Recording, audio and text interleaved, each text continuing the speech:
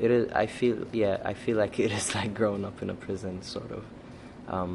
But I think people always try to make life work for them, so there's always outlets, and I think pushing for that, like with youth groups, like to seeing what they're interested in, computer science, anything, music.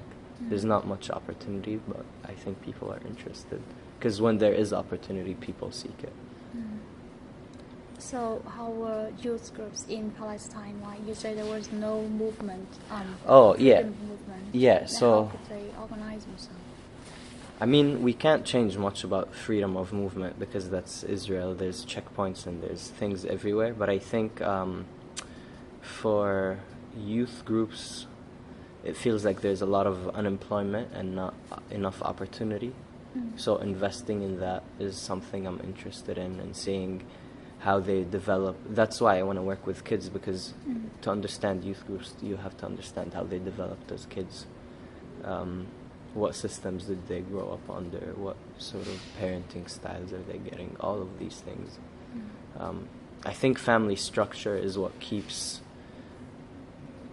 like Palestinians strong enough or emotionally strong to go through what they go through. So that's one positive thing, but I want to understand more through psychology.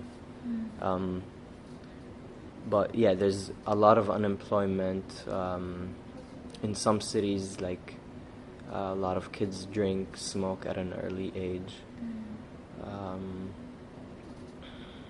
What else? Fights everywhere. There's a lot of violence. Yeah. Because there's not enough opportunity, and there's nothing to be preoccupied with. Right. And they had to have something to do. Because Yeah, they're growing. yeah. So I think, opening up opportunities is definitely something. Yeah. Family structure in what aspect? In like kind of practical assistance or spiritual empowerment? I think both. So the family structure in Palestine is different from the U.S. Here. When you reach a certain age, the family's sort of ready to let you go. Like go get your own house now. You're about to get married. Family structure in Palestine, like you're with that family since you were born till you get married. After you get married, you visit them like on a, if not a daily basis, on a weekly basis, and you have dinners together. And here sometimes I feel like it's superficial. I'm sure it's not, but because it's so close back home, you're so close to your grandparents, your actual parents. And it's There's not much divorce either. You're with your brothers and sisters since you are growing up. And the parents want you to succeed. They make sure that education is number one for you. Kids are not thrown out to just sit on the street the whole day. So there's that push to understand, we live under an occupation, but I think one of the biggest sayings, your biggest weapon is your education system, like to fight back. So there's that push for people to learn and know how to read and know how to write, because they want to maintain that humanity and that interest in still believing in something other than being under occupation. Yeah. And the second thing I think is, because the parents grew up under an occupation and they understand what it means, they're already putting values and beliefs in us that will make people not just depressed and I give up and this is nothing. You believe since day one that this is your life and you're gonna stay there and you're gonna work for people around you, and Yeah, it's a beautiful story. Yeah. I have to say, like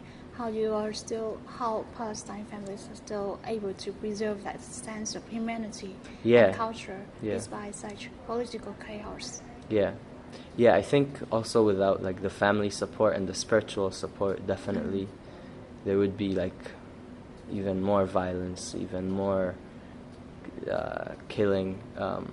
But I think because of that, there's that belief in freedom or like justice that you're waiting for.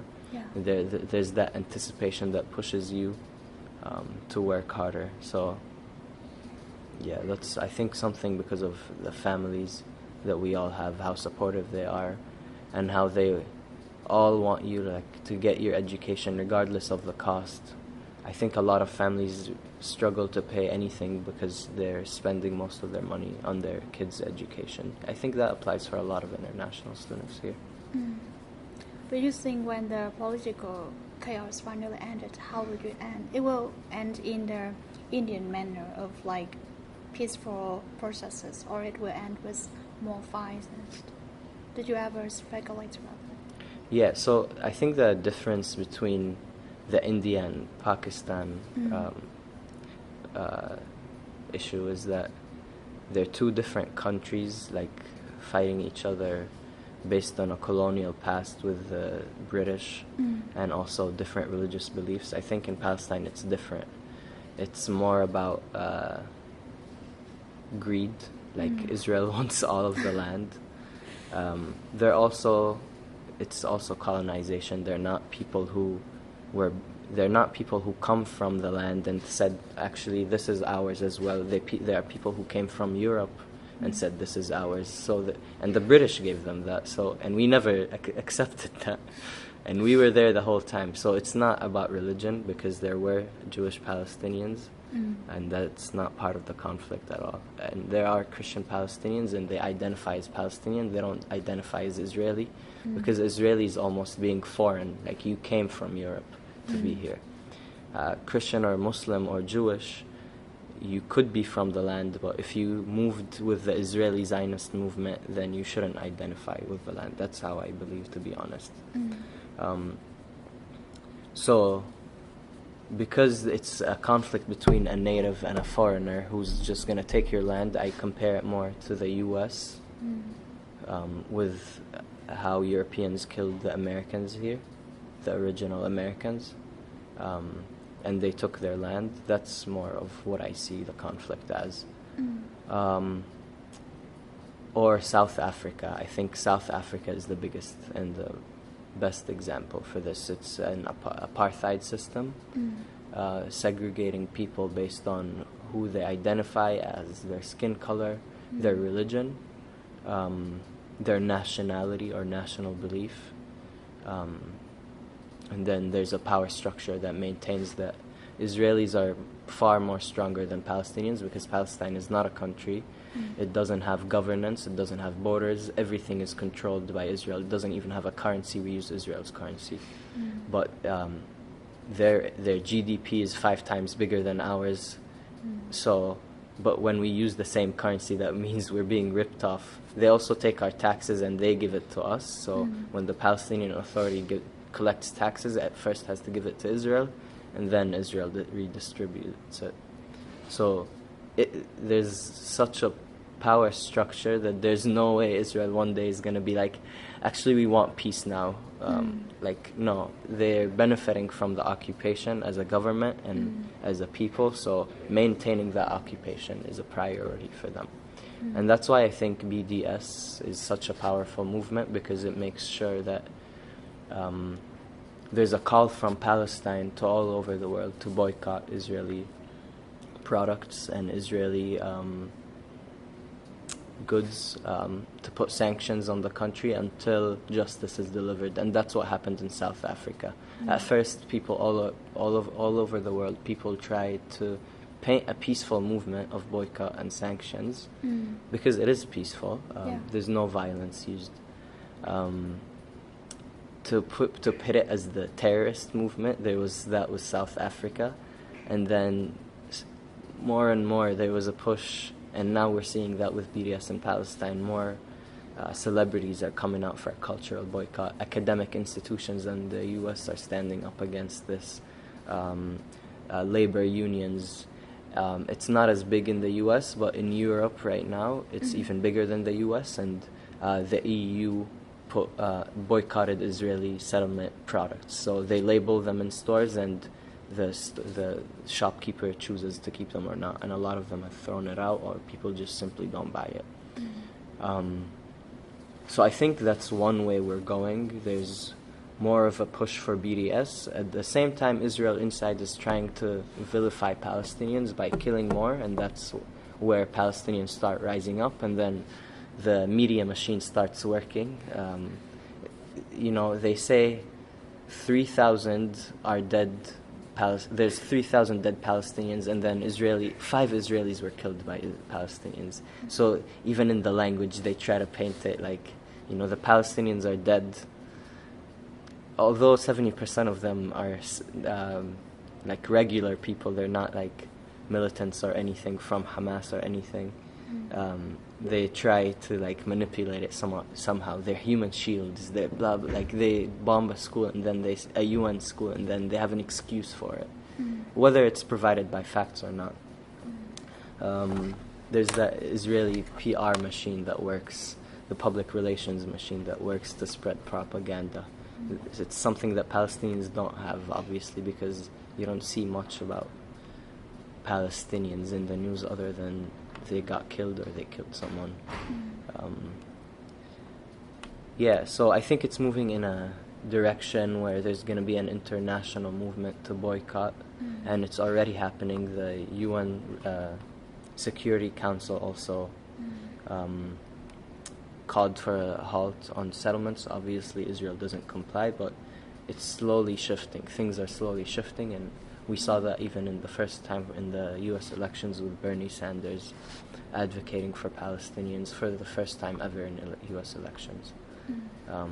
Anyone speaks of Palestinians as human beings. They usually say Palestinians are fake. They're a made-up thing. They're not real. Fake? Yeah, Republicans have said that in the past, that there's no such thing as a Palestinian. That's a made-up thing. That it's just an Arab scheme somehow.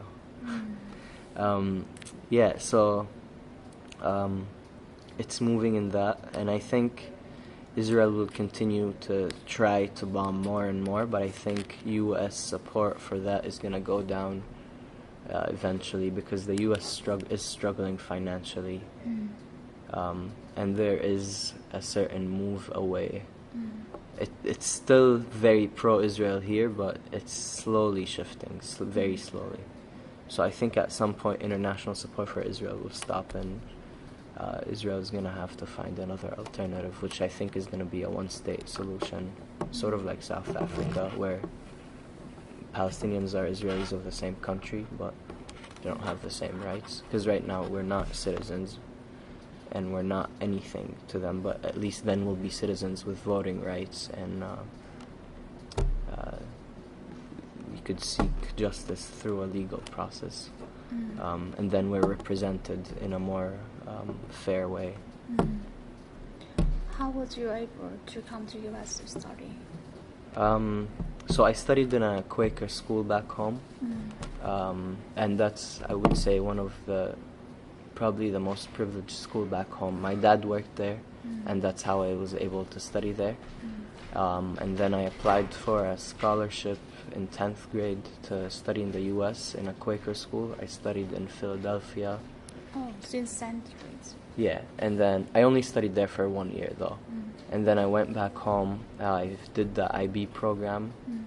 And then I applied to Earlham simply because of the Quaker label. It was more like of a safety for me.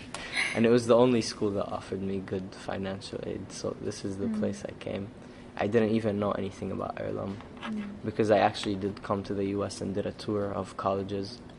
But I never came here. This was just like, I'll apply there too, I guess. But yeah, I loved this place, and I'm sad to be leaving.